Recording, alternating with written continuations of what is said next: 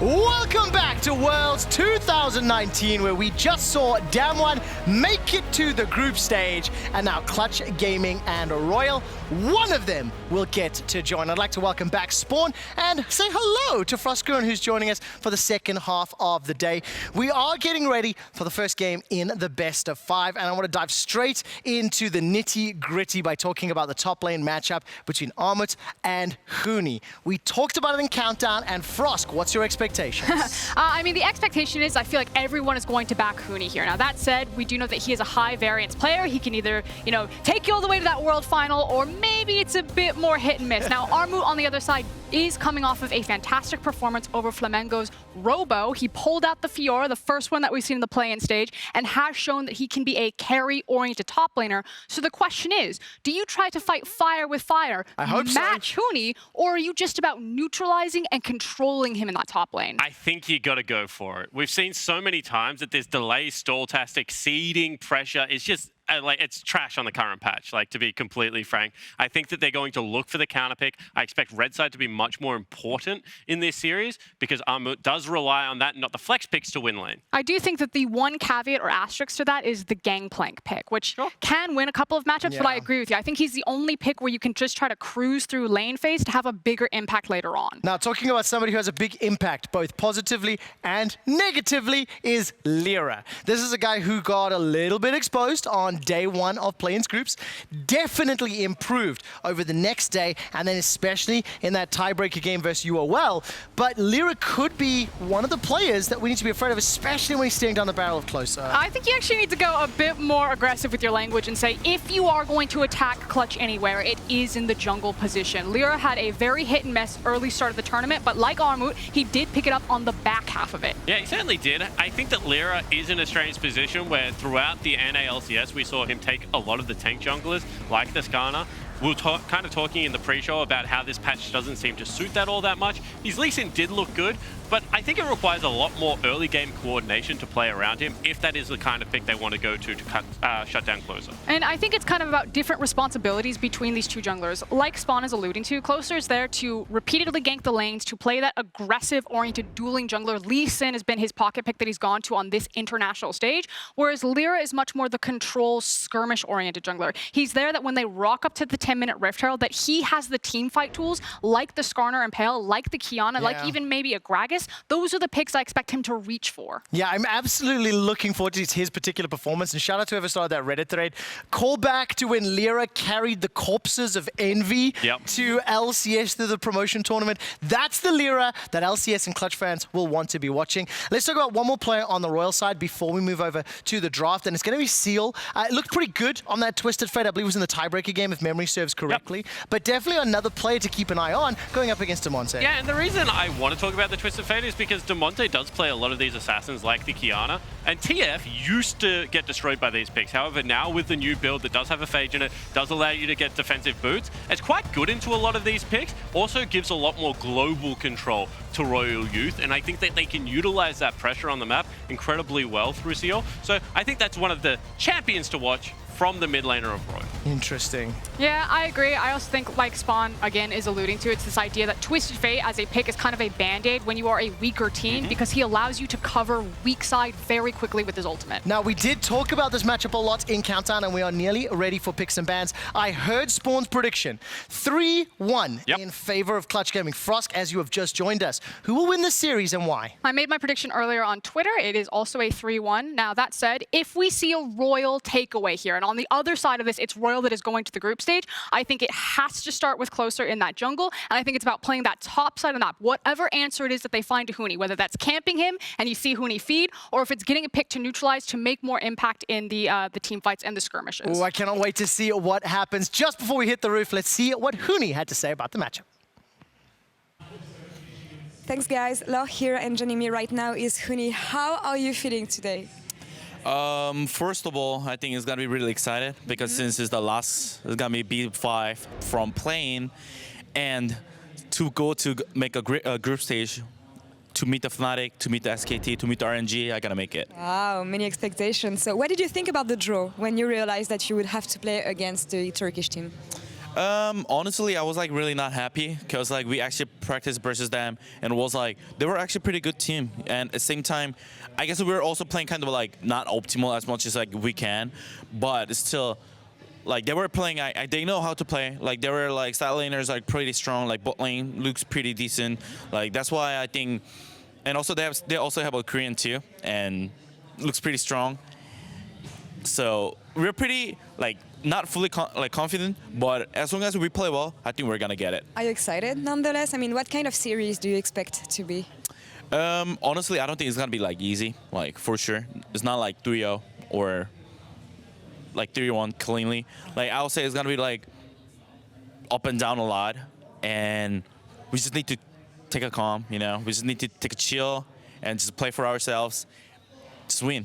Okay. Some teams said that you were maybe too cocky last week. Do you think that's true? Honestly, really not. I don't think we were like just playing that well. Like I think we just need a time more to get used to and more getting like experience. I think I would say also like we're like I guess we could be like cocky. Like that's the point. That was like part of the. We could have tried harder. We could have just like fixed it way earlier, and just trusting that we could play better. But instead, like we kind of didn't like probably did optimally. I think we could have done a better job for that. But I think still. We improve a lot from there, and I'd rather lose actually at the group, and you know just win at the knockout. We'll see how it goes for you today. Then now, tell me about the matchup on top lane. You're going to be facing Armut. What do you think about him as a player? Actually, he's like sometimes I actually impressed like how he play. Like he's like pretty smart player. At the same time, he's also he has like pretty strong lane phases too. Like his back is actually pretty good, but unfortunately he's bursting Huni, you know, so he won't be able to win. Nice confidence, I like this. Thank you very much, Huni, and good luck on the game today. Now back to you guys. Thank you very much, Law. Wise words there from Huni. We just have to win, he says. And I think that's a strategy that could be employed by most teams here at World. Yeah, it just makes it sound so easy, you know. Unfortunately, he's going to be going up against Huni. I like the confidence that comes out of him. An exciting player to watch. It's going to be very, very interesting to watch that top lane. Huni versus Armut. But let's introduce ourselves first. I'm Medic. This is Ejim. We're here for Clutch Gaming versus RYL Youth, of course. Both these teams had a pretty similar pathway into the play-in knockouts. Yeah, interestingly, right? Like a lot of fans disappointed with the first day from Clutch, and they were struggling, and then definitely did bounce back, and it cannot be understated on the other side of the rift. RYL Youth actually started the group stage in a 0-3 scenario, then ended up going 2-1 in the head-to-head versus Flamengo to get themselves here into this matchup, and we're into Champ Select already. There we are. Clutch Gaming decided they wanted the blue side to start off this best of 5. They banned away the Lucian. Kiana, once again, a blue side ban here from Clutch, and Pantheon and Syndra are the red side bans from RYL Youth. And yeah, as the tournament has progressed, Syndra gone up and up in priority. Pantheon just kind of cementing himself as a red side ban. You saw it in the last series, people opting into blue side, just so you have some flexibility in what happens in the first 3 bans at the start of this one to set yourself up for that success. It's always a little bit surprising to see Clutch ban things like the Kiana and the Aurelia, especially Huni's really the only Aurelia we've seen so far this tournament. He absolutely popped off on it against the Unicorns of Love. The Kiana is a Damonte special, and now Lira is getting his Elise that he's won 2 games on so far this tournament. Yeah, and we're looking at the jungle matchup, right? Lira picks himself up the Elise, but the Kiana ban is going towards Closer, I believe. The man on your screen had a super, super big Kiana performance in the group stage. It was like 5-2, 3 levels down, just one hitting LeBlanc's in the side lane. So Clutch certainly, where people are saying maybe they're coming in to the playoffs a little bit cocky, paying their respects to their opponent in the first game of this best of 5. They definitely are. The Olaf will be locked in here for RYL Youth. We'll see what they decide to round out their composition, their first set of picks with. Of course, Olaf can be jungle, can be top lane. Yeah.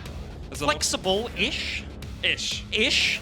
But I like it as a lock-in for Closer. He's a guy that likes to play super aggressive in the early game. Frost was kind of saying in the analyst desk, the analyst standy point, the end of the hallway with a big bunch of screens behind him, that he likes to get down and dirty in the early game. And Olaf into an Elise, once you have that Ragnarok, you could just go forwards. They hovered the Renekton for just a little second there. If they get a melee matchup, then kind of the Bass Bros just diving into the backline is a successful strategy we've seen from them so far. And Clutch deciding in the AD carry position, they prefer the Kai'Sa over the Xayah. We have seen Cody Sun play Kai'Sa once so far in play-ins. He won on that game, teaming up with a Nautilus. That's a very strong bottom lane, but Royal Youth have a bit of aggression on their side as well. Draven and Lucian, the hovers for this AD carry pick. Ooh, cheeky little look at an Ashe. Varus, I think, is a little bit more unlikely, but they're sticking around for it. I will see if they do decide to lock it in. It's not something we've seen too often, but it does give you a lot of lane presence, gives you a lot of push. Instead, in the end, the LeBlanc will be locked in for Seal in the mid lane. He's played that once so far, went 6, 4, and 5. So, not going to lock themselves in an AD carry. You would expect maybe the likes of that Lucian. Draven is a little bit of an extreme, but that's to get banned away here from Clutch. The mismatches in terms of the mid matchup locked in from the side of Royal Youth. And Lissandra, the ban that will come through, is something that was a little bit contentious in terms of where that champion is at. Meta read all over the place, but has been a long time answer to LB. And Seal definitely going to pay his respects in this one here. Camille being banned out as well by Clutch, so they think that Olaf is definitely going into the jungle to match up versus the Elise. As you say, the Lissandra, a commonly chosen counter pick into the LeBlanc, and we'll see where Royal decide to go with their final ban. I'm surprised to see Clutch not actually targeting AD carries with their bans. That's exactly what I was going to say. Camille's going to hit the deck, and yeah, there was the Draven hover, the Lucian hover. There are a bunch of options, and even the mages, like the Syndra is banned, of course, but you have maybe the Cassio if you wanted to go full extreme down on the bottom side to deal with something like the Kai'Sa. For Clutch, Cody really is that like late game insurance policy. They like to play topside. Once he gets through like a safe mid game, gets towards his 3-item spike, then really does come online. So Kai'Sa is a bit of it like a nothing pick, won't do much for a very long time, but it's just stable there, and the response is really going to be here on the hands of Royal Youth. Scales really well, is safe when you get that ultimate as well, the big shield helping you out quite a lot. Draven is the final ban from Clutch, and now we'll start to see where Royal Youth want to target in a pick ban phase. And it has to be an AD carry. If you're going to blind your top lane and just get counter-picked by Huni on the other side and then have to deal with an Elise, it certainly could be troublesome, but Jinx going to get locked in. Yeah, this isn't something that Pilots played at all in summer, so I was a little bit surprised by it, my gasp of aspiration, but there's Lucian as well. That could be mid Lucian, could be mid Kai'Sa. Rumble probably going up towards the top lane. Yeah. We've seen that banned against Clutch a lot of times already this tournament. And already, it was like a super quick lock-in. This was an expected play coming through. The Lucian, the Rumble, insta-locked by their respective players here in Royal Youth. 10 seconds left on the decision to be made. What are they going to throw up towards the top side? Yeah, the question is, do you think you're dealing with a Rumble or a Lucian, really? Because if you think you're dealing with a Lucian, picking something that can be harassed down could be very dangerous. It's Kled for Armut. It is the 5th time he's played that in summer, one of his most played, so he's very comfortable on it. But will Damonte be picking the Lucian in mid, or will Huni take it up towards the top side? That's the big question here. Yeah, it's kind of interesting. They've got until 20 seconds before that does get locked in. What would you be thinking right now? What would your decision be? I think Rumble on the top side may fare a little bit better in terms of like the mid matchup as well, right? Like LeBlanc with an Olaf just running into you on the Rumble could be a very difficult time, and we'll see where they want to throw that one. But I like that Royal Youth kind of stood their ground. They just locked in the composition. They've got a late game insurance policy in that Jinx being picked up from Pilot, and top side of the map, they've got all of the buttons they need to look for these fights, and I think there's going to be a very scrappy start to this series here. It definitely is. Damonte on Lucian mid, running Ignite as well. Not really taking any prisoners in the first game of this best of 5. It's the first time he's played it. The only other AD carry he's played in the mid lane is the Tristana once, alongside Corki, if you count Corki once. But Clutch Gaming coming out swinging early on here. We'll see if Royal are able to match them. Yeah, and the one thing that I really do like about Lucian into LB is he has a bunch of options. Lucian, more of a spell flinger AD carry than most. He doesn't just right-click all the time, but if you go for the Bork when the LB distorts in, if you know you want to get the fight, it's the active coming down, the dash forward, the commit for the full extended trade. Of course, this is like 1-2 items deep before he gets to that point, but yeah, certainly creative stuff coming out in the first game of this best of 5 here from Clutch. Here we go, on to Summoner's Rift. The LCS taking on the TCL, North America, up against the might of Turkey. These teams have only met 3 times in the past. It's a 2-1 to NA so far, and I'm sure Royal will want to upset that. They've never met in knockouts. Neither of these teams have ever been eliminated by the other, but we'll see if Clutch Gaming and Royal Youth can make their way to World's Groups today. And already, Lira on the Elise. Gonna go for the classic jungle, place a ward in dot bush, go back, buy himself a sweeper. So that he has some access to clearing out that vision the opponents will place down. Of course, Elise known to be an early game ganker. If you get those off, then snowballing out of control. When you have lanes like the Rumble, like the Lucian with Ignite, this could take over the game, but you have to say it could be matched. This is a very, very interesting start to this one, and Closer, the man on your screen right now, has just been a big proponent for this RYL youth lineup. He really has, and that battle between the junglers is a story we'll see play out throughout the best of 5, because Lira really struggled on anything that wasn't Elise in the group stage of play-ins. He went 10, 2, and 12 on the Elise, and on everything else, he was just dying all of the time. But Closer actually performed from day one against Damonte in their first game. He was the guy finding assassinations on the Qiyana. So we'll see if he's able to match Lira in the early jungle in this game. Yeah, and it has been kind of interesting to track. Of course, Lira's been shying away from his most played champion in the Skana. It's been a long time since we've seen that one, and yeah, as you mentioned, it we'll have to kind of keep an eye on the matchup as it does play out. Does Closer want to go for the fancy clear? You can aggro the Gromp on the side, do your blue buff. You get incredibly low, maybe not willing to risk something like that against anything that Clutch has put together. Of course, one of the clears that really only works on Olaf, because the lower you go, the more attack speed you have, and then you can lifesteal up through the vicious strikes. It makes it pretty easy for an Olaf to get early clear. Vulcan not going to hit the Q there. Damonte trading here onto cyeol, who pops a potion. That's a passive gone down as well.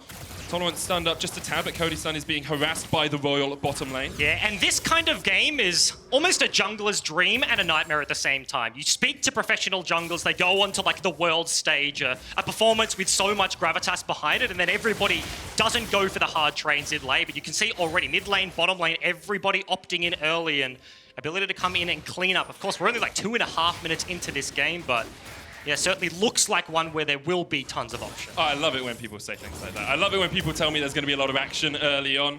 That's a play-by-play's dream. Top lane is a lane that the analyst desk focused on just a tad, because of course Huni has so consistently been the carry for Clutch throughout the regular season, the player that his team plays around. And Armut, after having a disappointing start to Worlds, has actually really stepped up as well. So we'll see if he and Closer can combine, because that Rumble is relatively easy to gank early on. Yeah, because it's kind of twofold. For Armut, I really like the confidence in interviews.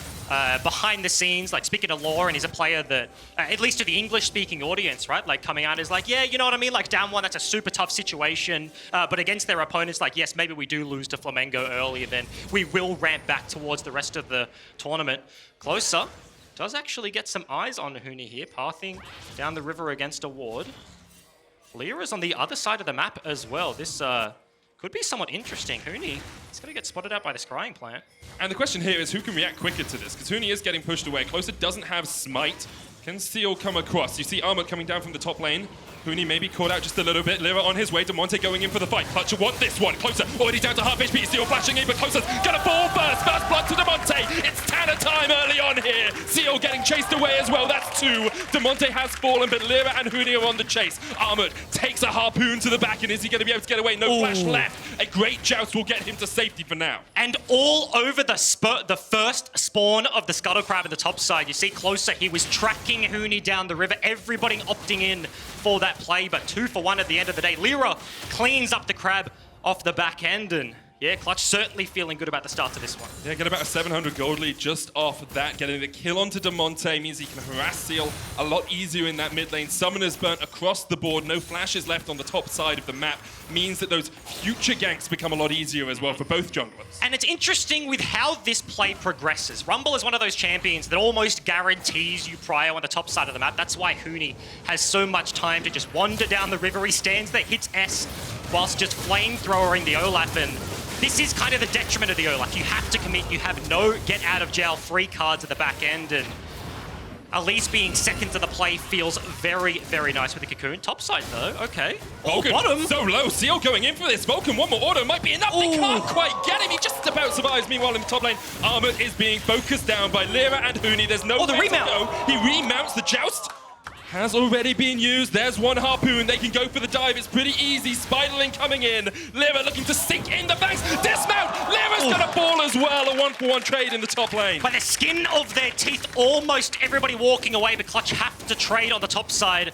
Bottom side of the map, though, Royal Youth closing in on this Infernal Dragon. Zero Such a good contest, dragon. and that's a real good time. After what was a failed bot dive, you get all the summoners are out, but Nautilus just, with a sliver of HP, walks away from the play. It's not fruitless. Walking away with an Infernal Dragon is a super good time. Benefit for Clutch in the mid lane is that Damonte had some time to farm up by himself. He's about 15 to 16 CS ahead in that lane now. And cyeol not getting anything out of his roams is going to cost him as the game does progress. As we will take another look at how this started on the top side. Notice the pink ward gets placed so Lira knows he is in fog of war right now. Walks out of the bush, a slight mistake, so the cocoon knows, Armut knows rather, where the cocoon is coming from, but just a hard commit. Remount on just 0 HP. And that does mean that the Elise at the end of the day has to trade her life for the kill. Oh, Vulcan's going to face check straight into closer here. Long range zap is going to connect, and Vulcan really has nowhere to go. Teleport coming in here from Clutch. They're going to try and turn it around. Vulcan falls first. Here comes Huni. But look at Royal. They just get the hell out of there. Yeah, TP comes through, but Huni doesn't have his R available. The equalizer not to be seen in this play. Closer, cancelling his recall. He knows the dive could be here. Lira showed on the wall. Does Huni have ult? No. No equalizer. Damonte's on his way down, has the culling, but are they really going to look for this? That's so dangerous. If that hook landed, that could have been a kill onto Cody Sun. One of those situations where, yes, you are being the aggressor, you have members behind them, but if they can just run forwards onto you, then the play gets completely flipped on its head. And look, we're 7 minutes in, there's been skirmishes, dives all over the place. I love it. 6 kills in 7 minutes. This is the sort of League of Legends I want to watch. Double Infernal spawn as well in 3.5 minutes. For compositions like the ones these two teams have opted into here for Game 1, it's kind of the dream scenario. It's exactly what you want. Damage galore all over the place and everybody fighting for everything. And I do want to bring our attention back to some of the key points we looked at early on in this matchup. We said top lane was going to be a key impacting factor on people getting ahead. And Armut is so important for Royal as he comes in with the Skull Charge. That's what it's called. I think you were trying to say he was going into Narnia. That is exactly what I was trying to say. But you can see Armut here. In wins, if he gets ahead, his team is much more likely to win. But when he falls behind early on, Royal tend to just lose out bit by bit by bit in these games. So him having 2 kills early on, him not being too far behind Huni in CS is a very good sign for Royal Youth. Yeah, and you can see the forward percentage as well there. Was a positive one, so spends a little bit of time. The opponent's side of the map, of course, does get played around by Royal Youth. Huni has spent so much time just being proactive on the top side of the map. The flank down the river is now looking to pick on the Olaf, but this is all 5 members rotating to mid lane. Everyone is in the mid lane right now. Armut's going to meet up with Huni, who has the equalizer. At the moment, he's overheated. Lira on his way across. Close is still only level 5. Doesn't have the Ragnarok if he gets caught out with a cocoon.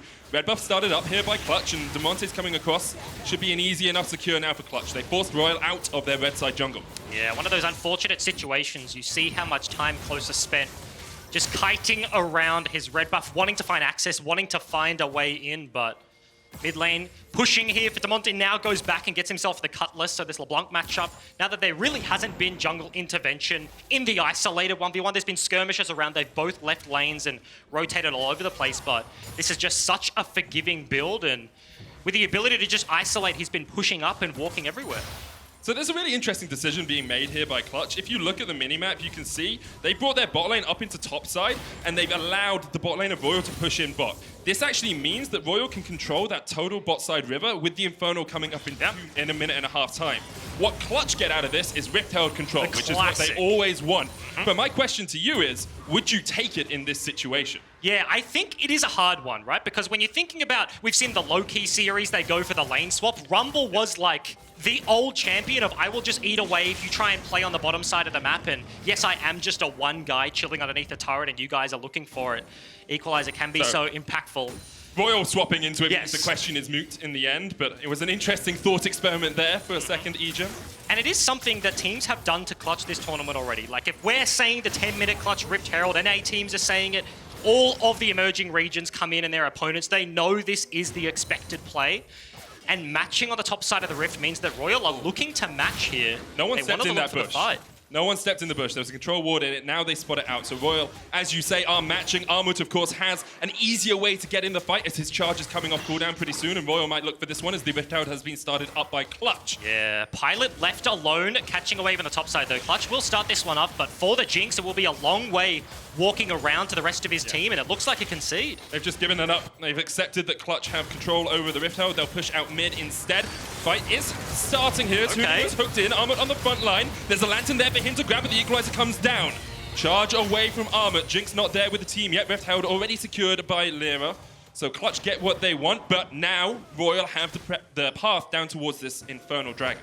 Do Clutch actually want to go for the contest? They can drop the Herald mid, force them to react to the play. You see Jinx being split off once again. Pilot just defending. It will be the second Infernal Dragon, so not an easy decision to make, but hooks on. Only onto Vulcan.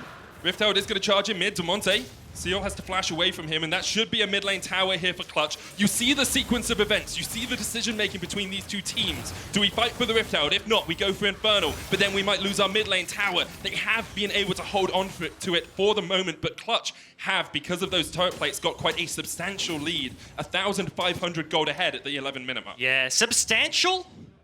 It's kind of contentious here, I think, right? Like, if you look at the compositions that have been locked in, you have the Elise, you have the Rumble, they've made a lot of things happen early, but majority of them have been a even-ish trade, and given you're only 12 minutes into the game, double Infernal picked up, 1.5k gold lead. Yes, like at 10 minutes, that's significant, but for a Jinx, if she gets between like this 10 to 20, 25 minute mark, double Infernal is just straight up in the bank. Like, that's damage just chilling there waiting for you to hit those item spikes. It's that trading decision-making we talk about, playing the side of the map that the enemy isn't on to try and get these small advantages. Yep. You give up a Rift Herald to get an Infernal, maybe lose some plates on your mid lane tower, but it's the sacrifice. How much gold is 2 Infernals worth? And it's one of those things that you like to see. Games of League of Legends really suck when one team is like, oh, okay. Flash! Hook! Cody flashes away. Pilot's on the chase here. The zap does connect. Looking for some more damage onto Vulcan, but isn't going to be able to put too much more down. Flash for Flash in the mid lane. Cody Sun is low. Hook. Very nice. Hook lands onto Vulcan. The play coming out. Lyra's off towards the side of this, but the super mega death rocket isn't quite going to connect. Lyra is up towards the bottom of the fight, but Close is on his way in as well. Here's Huni the flank. Equalizer. This is not good for RYL. They are caught up. The jump in from Close, he takes down one. The flash away from Pilot. Teleport coming in here as Armut is going to join the fight, but really in the end, RYL get a kill and they get out. Yeah, Clutch just cannot continue the play. No CC between everyone. Rumble ulti already coming down. The turret is incredibly low, but cyeol wandering down and still holding on. Okay. Take that. RYL going to be able to back away. Infinity Edge on its way for Pilot. He has a BF sword and a pickaxe. Armut takes a culling to the face, but the lantern! Dark passage to salvation there, as Armut was very much going to die if he didn't get that help from his support.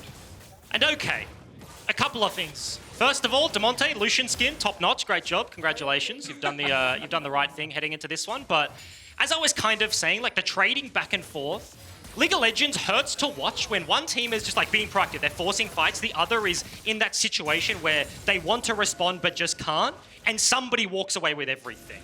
That's how you get very one-sided games, like one team just steamrolls over the other, but in a game like this where everybody's opting into early game proactivity, skirmishes all over the place, and you have the gold for Infernal trade, can get super sketchy. cyeol has no idea. Huni doesn't have flash, but Vulcan's on his way up. There's this first distortion used. Now here comes Huni with the harpoons. Vulcan coming in from the side. cyeol trying to flash away, but there's nowhere for him to go. This LeBlanc is not long for the Rift. Huni burns him down. And Clutch get their 4th kill of the game. And that's exactly what makes Huni a good player.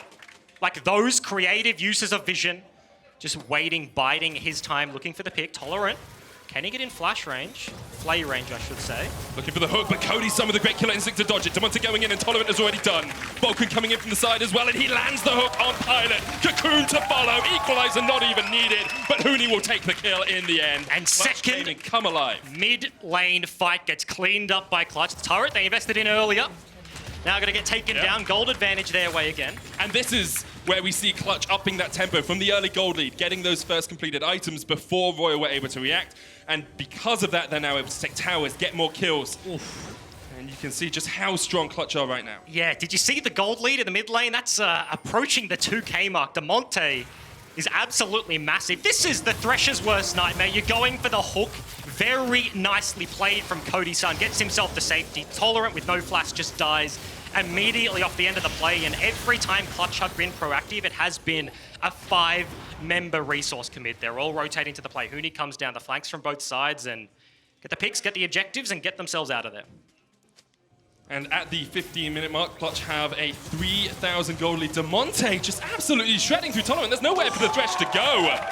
Damonte 3-1-0 on this Lucian, really showing up here in the first game of this best of 5. Yeah, and that's exactly what I was saying. Gets the Cutlass by, no junglers interacting. The fact that Lira was forcing plays and Closer was kind of reacting in the early game means that he was just left alone with a LeBlanc, and as this lead gets bigger and bigger, he's going to become a problem to deal with. You see Royal Youth sending the LeBlanc to the top side, being thrown to Huni as the next dragon spawns. And Mountain Dragon here for Clutch. Really nothing Royal can do about this. They had some control over the Drake pit early on in the game, but now everything is in Clutch's grasp. Royal have been stalling over the last few minutes, and Clutch are the ones to continue to make those proactive plays. And I think that's what we expect to see over the next 5 minutes or so as well. It will be Clutch trying to find the picks.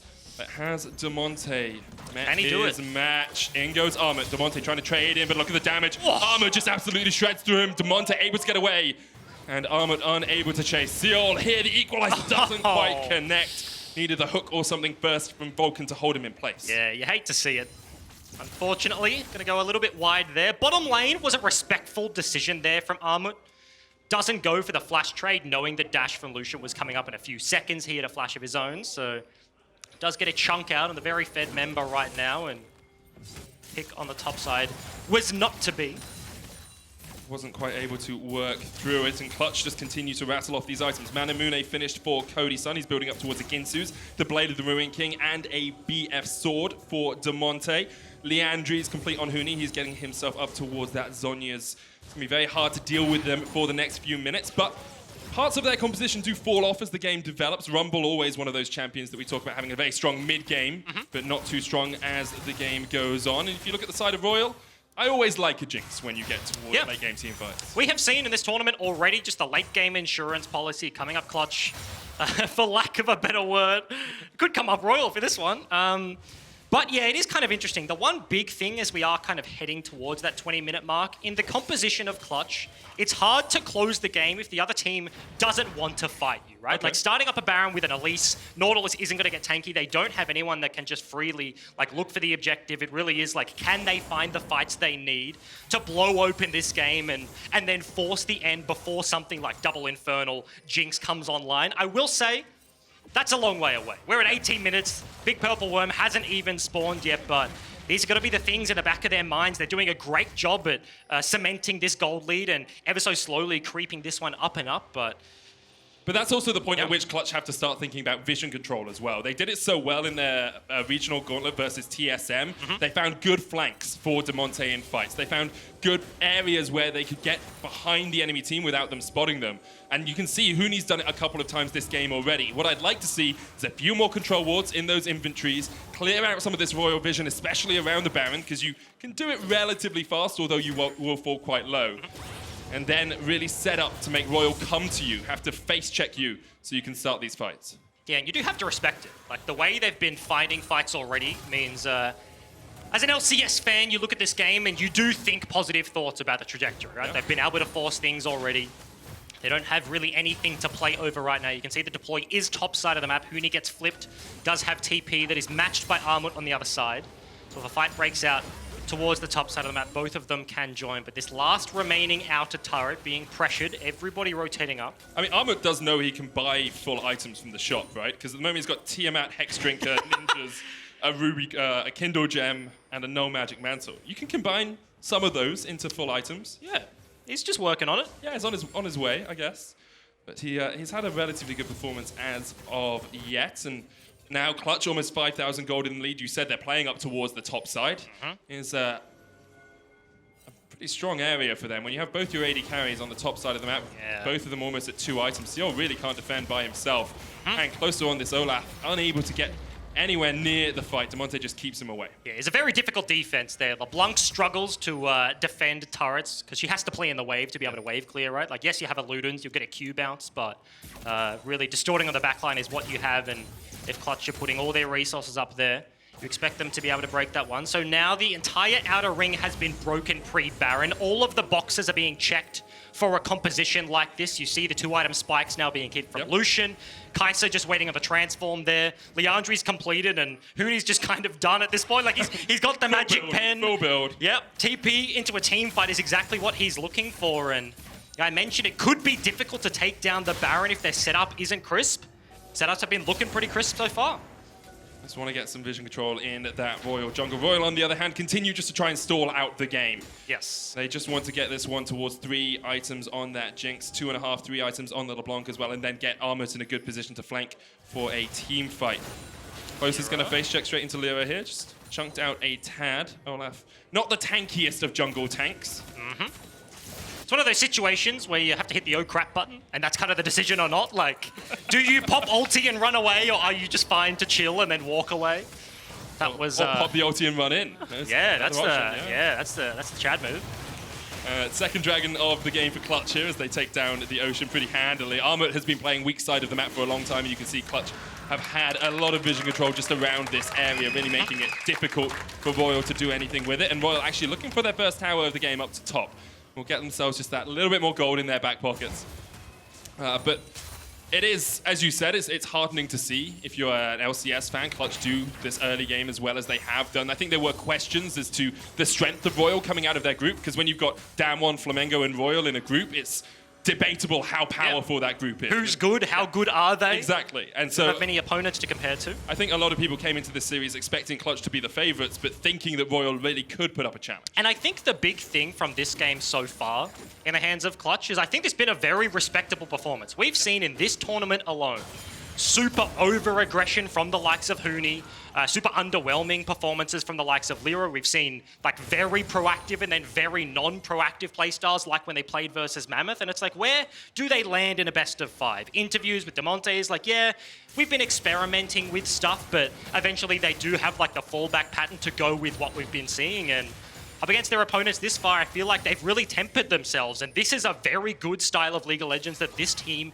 is playing right now, and they're not fumbling at really any point. I think the next step is the one that I really want to see them be effective on, because this is where you can see Royal fighting very hard to maintain control of their own jungle. Clutch not being able to get in there yet, and as we've said, they really need Royal to go for the fight. They really need Royal to face check into them if they're going to be able to get one of these big fights later on, because they don't have too many engage tools. Really, you're looking for a flank maybe on Armut in the bottom lane. You're looking for an equalizer on the back of a team fight to chunk people out. And now Clutch are trying to set up, but Armut being very, very respectful, very safe as he backs away in the lane. Yeah. And I'll bring it back to what I said earlier, right? This Baron is the big window for Clutch to reasonably be able to explode this game open, and simultaneously is the most difficult point of the game to play here from Royal Youth. They have to just stall out as long as possible, and the one thing that you could see going wrong here for Clutch is the fact that Huni really is their catalyst for action. Yep. He makes things happen. Like, Vulcan looks very good on the likes of like a Rakan, and he's second to the play. Huni goes in on the back end of like an Akali, dives into multiple members, and there's the follow-up for the rest of the team. And in this sort of situation, you've seen what Clutch just did. Set up the Baron, get their vision, float all their resources to Huni, then just walk him back to the Baron pit. So for a team like this trying to execute around the Baron buff right now, they're just trying to bring Huni to the play. And you can see why that's so important for them. Huni has the most damage of the most damage share of his entire team at 33%. Damonte's last at 18%. Yeah. So you have to be playing around Huni really to get your team ahead if you're Clutch. And he's such a key catalyst for the team, which is why we bring it up so often. First tower of the game over to Royal. They are 5,000 gold behind as the game ticks on piece by piece. And Clutch Gaming will be wanting to look for a catalyst for their play. They want to look for a trigger that they can pull, because right now Royal are very happy just waiting out the game in this lull state. Yeah, and a couple of big buys did just come through. Huni gets himself a Void Staff. I actually didn't see how he purchased that, but I think that may have just been a straight-up completed item. That one's done. You see a BF sword in the hands of Lucian. Kai'Sa hits the transform as well, so everything coming online, and the map state is good. Huni already getting the push, rotating over The difficulty is you have wards like this just sitting at the top of the pit, and it makes it very difficult for Clutch to start anything without RYL realizing it's going on. Damonte might face check into 2 people in the top side. cyeol could jump in. RYL deciding they don't want a piece of that action right now and backing away, and now Clutch are getting that deep vision we keep talking about. Oh, do they go for the pick onto the 2 up here? Vulcan is in. Can he get the LeBlanc? Ah, gets the wall. That was the worst target. We didn't want that one. Well, I mean, yes. I was trying to think of a funny joke, but I got nothing. I'll admit. Pilot caught out just a little bit here. Tolerant doesn't have the lantern, brings it up just in time. The hook doesn't connect, but Huni burns his flash, burns the equalizer, gets both summoners out of Pilot. Armut on the wrong side of this one as he's going to have to back away. Does still have the charge if he needs it, but Huni shouldn't be able to chase him down too easily. And RYL able to hold off the Clutch advances for the moment. Yes, for the moment. That is the key thing. No kills. Oh, lots of damage on both sides now, but a bunch of vision control on the top side of the map. Clutch just laying claim to that quadrant of their jungle, and next dragon will be spawning in just about 30 seconds. We've been talking a lot about Baron, but nobody's found themselves a fight, found themselves an ability to start that one up, and a couple of Ocean Dragons just have been the prize here for Clutch. I think they're going to get their second, which is always a bonus. You know, double Ocean can give you a lot. Early on, we talked about the double Infernals for RYL. That's only going to get better as the game goes on, so it's that balancing act of what you trade for what you take. Clutch trying to set up around the Ocean here, but it looks like for the moment, actually, RYL will have control. Remember, no equalizer, no flash on Huni. Cocoon's going to land on closer, doesn't pop the Ragnarok. And Clutch will try and regain just that little bit of vision. Now they can path up towards the Baron. That could have been a big opportunity, but Huni lacking the cooldown on the equalizer. You can see pings almost immediately. The wards we pointed out earlier have died, so complete vision supremacy here around the Baron pit, and RYL very tentatively contesting this one. Closer, does have the flash, can go with Super Mega Death Rocket, doesn't connect. Vulcan on the chase, the Cocoon hits, and that is the Thresh down. Tournament forwards, Armut caught out. The depth chart's gonna land, but cyeol across the wall could look for jumping in. Armut dismounts, closer lands an undertow. Cody Sun jumps onto the back line, assassinates Armut, and now is looking for the chase onto cyeol. He flashes forward, cyeol has to flash away. Clutch find 2 and turn their eyes back towards the big purple worm. Find exactly the fight they're looking for. Top and support gonna die off the back end of this one. Pink Ward's still in the pit.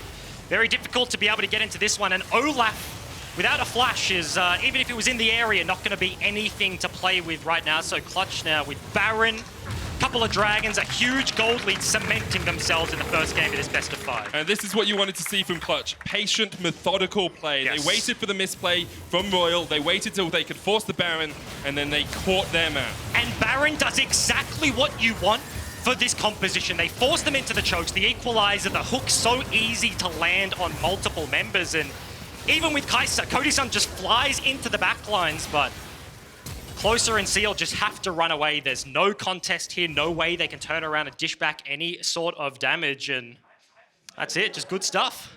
A-okay play there. A-okay. That's what Clutch will want to do. Methodical, you can see, really, RYL weren't involved in that fight. All they were doing was running away. They were split across 2 portions of the map. And the big thing I want to highlight with these damage charts, think about Kled, Olaf, LeBlanc. 3 champions that if they're going forwards, do lots of damage. When they're going backwards, running away, do negative damage. So you're sitting at a 250 mark is not where you want to be.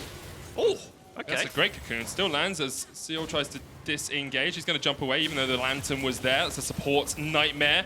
Dardoch says it's Tanner time, therefore I must awake and celebrate. It's been pretty Tanner time this game. Damonte's had an exceptional performance on the Lucian. Now has his Infinity Edge complete. And Clutch pushing in 2 lanes with that 2-1 split. And Vulcan and Lira just roaming through the jungle, finding catches where they can. This will be the outer, the tier 2 turrets in mid and bottom falling. This is exactly what you want to see. Dragon is up, but not really a priority at this point. Culling will force the Kled to run into Narnia's top side. That's going to be an equalizer, though, just to force them off the turret. Pilot forced away. Damonte in the mid lane, chipping away at that tower as well. Bottom lane inhib will fall. Inhib tower will fall. Tolerant flashes forward. Huni goes gold, and Tolerant will pop his stopwatch as well. And here comes the charge from the side. Last chance saloon you have to feel for RYL. Can the Jinx stay alive? cyeol, only man left alive on the back line here for RYL. He's chased out by Cody Sun. Armut running for the wins as well. Clutch have destroyed RYL in this first game, dismantled and demolished them. It's looked perfect from Clutch. They have just absolutely dominated the map, and they will go 1-0 up in this series. They're playing with their food just a tad as Armut forced back to the fountain. But Tanner time is well and truly here in Europe as he falls to the fountain. In the end, the Nexus goes down and Clutch go 1-0 up. He's got to do it to you. Immediately ripped back into the Nexus. Huni, cold killer right there on his signature rumble. Has been banned away so many times throughout this tournament already. And for a team coming in with Doubt's best of 5 format, that was a very, very clean performance. Interesting picks. You see the Lucian come out as an answer to the LeBlanc, flexing things all over the place in the draft, but that is a very good start to Clutch's day. It was just everything they wanted to do and more, right? Piece by piece, they took apart what RYL wanted to do against them. They played around vision properly. They played to their win conditions as well, and they were never too hasty. Yeah, master bagging. That's the big thing. Like, they didn't look unreliable with a gold lead. This is a matchup where these two teams like to play the same style. Yeah. So winning top side of the map with Huni rotating down, winning those skirmishes in the early game, they mean so much, and they really just did run away with it, giving nothing back towards their opponents. And it's respectable because it's like a Kled composition. Yeah. They can just hard force, they just hit R, come charging into you and can force a team fight if they want to, but... We never really saw that from RYL, never found it. And I think they'll be a little bit disappointed in that because I can remember one aggressive charge from the Kled towards the mid lane, and apart from that, it was usually defensive. Yeah. And they were never really able to find the connections they wanted. Defensive is a word you could use to describe it. A couple of them definitely went woohoo. But they did go perpendicular to their targets. Yes, you know what I mean? But it's a little bit unfortunate. The clock was certainly ticking. Jinx, double Infernal Dragon, was getting to that point, but just for Clutch, the ability to close it out, they really were playing in that window. We were mentioning it, right? Like, the window was kind of closing, but as soon as they find the fight, right? Like, just run away with a lead, close that game out, quick, smart, first Baron, no shenanigans, not getting stolen by a Kaiser W coming flying in from screen right. Yeah, overall, they just played incredibly well. To give us a breakdown of Game 1, though, we're going to send it over to the analyst desk. Thank you very much, Medican, Mr. Baggins. Slow and steady wins the race in the end. So I really like that little line. Look, at the end of the day, slow and steady is a little bit of a joke. It was a 29.5-minute win from Clutch. I think the intensity of the early game was not mirrored by the mellowness of the mid-game. But look, let's go back to draft. Rumble for Huni. No huge surprises in the comps, at least from my perspective. What's your take, Frost? I actually want to focus in a little bit on the bans, because I think that's where the winning strategy was, especially when you had immediately a first priority pick of Elise. It was clear what the game plan was for, I almost called them damn one, Clutch Gaming right here, which is to shut down Closer's options. They forced him onto the Olaf. Olaf still quite aggressive in the jungle, can move through it very quickly, can look for those dueling opportunities, but he never got it. And so I feel like this is expertly done from Clutch to herd Closer onto a jungle pick that they could control. And they had two lanes where they could get priority. And what I mean by that is if the Rumble lane as well as the Lucian lane should push early into their opponent. And when you have that opportunity, you have to find the game and spot the Olaf, because Olaf farms quicker than the Elise. And if you're able to get Olaf under control, force him to fight early, he is one of those champions that is surprisingly squishy for a frontliner. And I feel like Huni did a really good job of using that early game to try and find exactly where Closer was and generate those fights. Yeah, exactly. I was watching Huni's perspective basically the entire game, just kind of tracking him, and every single time, even when he was playing weak side, so didn't have his jungler on his side of the map, he would push that wave up with the priority that Spawn is talking about, and then walk into river or walk into jungle to try to find Closer. And the first time, it was around the Scuttle Crab. Why was Huni there? He was checking if the jungler was doing it. He was just trying to spot out and gain information, and then RYL opted into the fight where Huni's like, okay, mate, like, I was just checking it out, but if you want to fight, let's go. I absolutely love it, and I actually think Ejim said it on the cast that individual members of Clutch, we've seen Huni play extremely disrespectfully at times. This was not one of those examples. Super crisp. We've seen Lira being pretty underwhelming at times. This was not one of those examples. Now, I do have a good replay that'll kind of summarize the early game, which I'd like to bring up. It's a tower dive top that Clutch start. Well, simultaneously, if you look at the minimap, there is pressure in the bot lane as well. Yeah, this is one of the strange plays that Lira goes for. Dismounted Kled is the slowest champion in the game. He throws a skill shot when he's not in fog of war, and then instead of just walking at Kled like you can because he's not on Scar, he decides to repel towards him. That means that Armut will get the opportunity here to trade.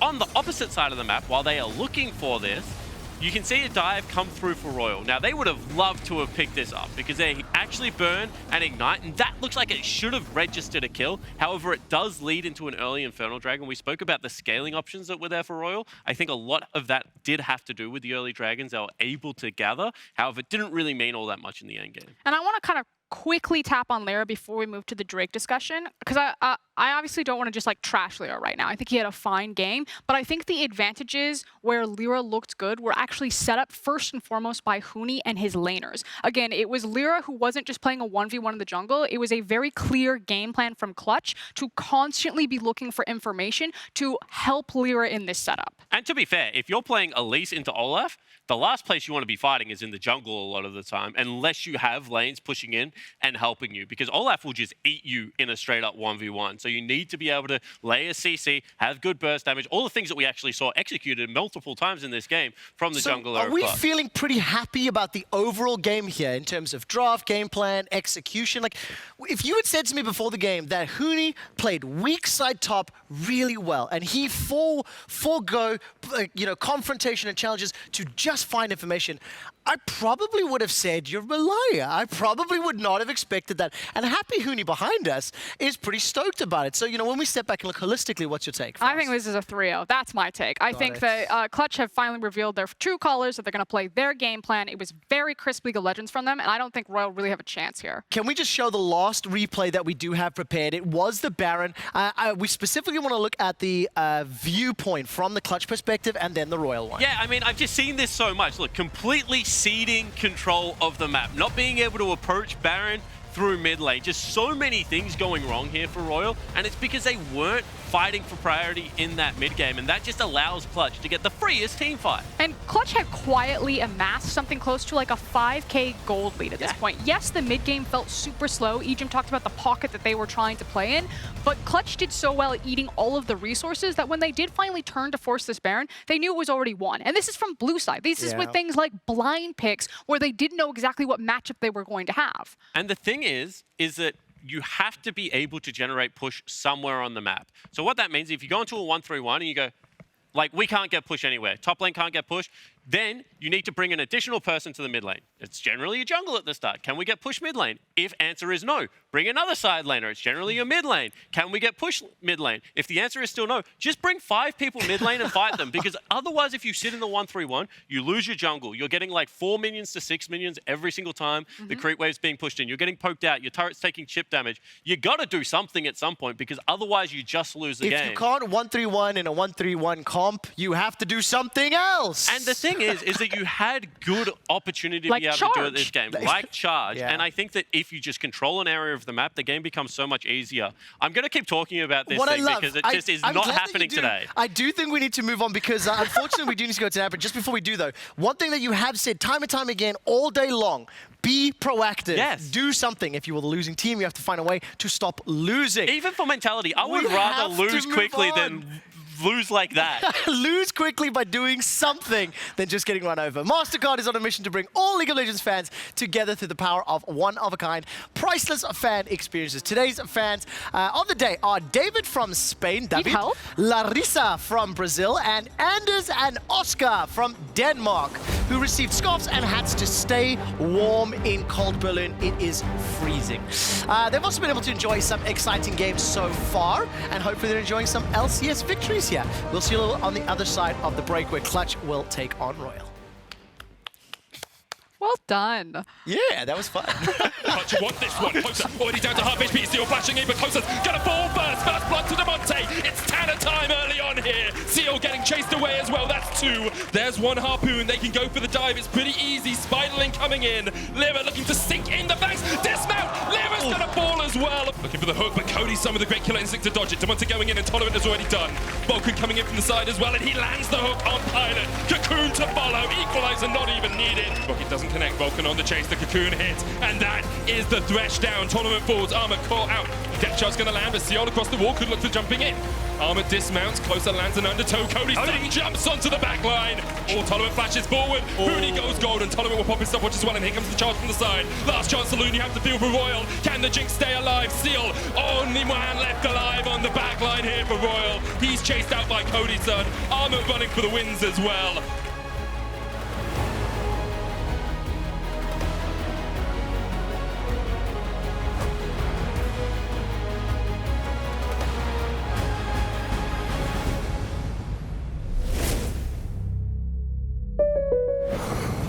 battle fire! Vile scourge! Prepare to Hi, Connie. Hi, Alex. Got your text. That's some accident. I can help you file a claim on the State Farm app. Cool. State Farm just calls you? My insurance app doesn't do that. Indeed. Let's split a cab to the con. Friend me. Let's play online. Me too. I'm good at support. I forgot to hang up. You forgot to hang up. Go with the one that's here to help life go right. State Farm.